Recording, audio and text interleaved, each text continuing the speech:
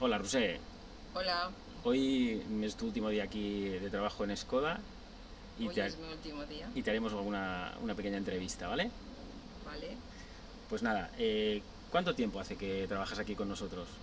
50 años, 50 años. desde el año 69 hasta el día de hoy, 31 de julio de 2019. Muy bien.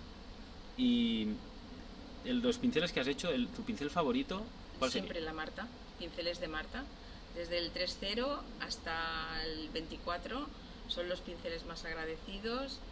He trabajado mucho con Marta y son unos pinceles preciosos, preciosos para hacer. Ujú. ¿Y el que menos te gusta fabricar? El que menos me ha gustado siempre fabricar, pues la cerda, pero del 3.0, porque es un pincel muy difícil y es muy y no sale como tú realmente quisieras dejar un pincel acabado. Ujú. Nunca estás satisfecho con ese tipo de forma que le da. Pero por lo demás todo es muy bonito. Los abanicos, todo es muy bonito. Muy bien. Todo, Y todos. si tuvieras que darle un consejo a una chica que ahora empezara a ocupar tu sitio de trabajo.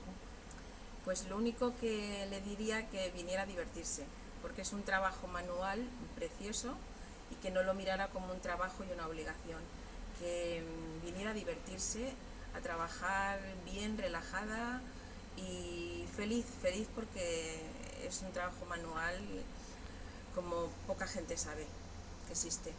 Piensan que son máquinas y de máquinas no hay, es todo manual, manual. Muy bien, perfecto. Y ya para acabar, ¿nos puedes explicar alguna anécdota divertida durante estos años? Voy a explicar un par de ellas. Cuando yo entré con 14 años aquí, a los 15 días de estar trabajando, me rompí la pierna. Y se portaron muy bien conmigo, o sea, estuve 6 meses de baja y se portaron muy bien conmigo y me dijeron, has entrado con mal pie. Y a la vista de hoy en día no es verdad, entré con buen pie. Luego otra anécdota, como éramos crías, éramos crías mis compañeras y yo, pues el jefe a veces nos pilló un poco haciendo el loco, subida en una mesa bailando, pero poco más, poco más. Se puede decir que ha ido todo muy bien, muy bien, muy bien, muy bien. Poco más. Muy bien, Rusé. Ya está. Pues muchas gracias por todo y que seas muy feliz. Gracias.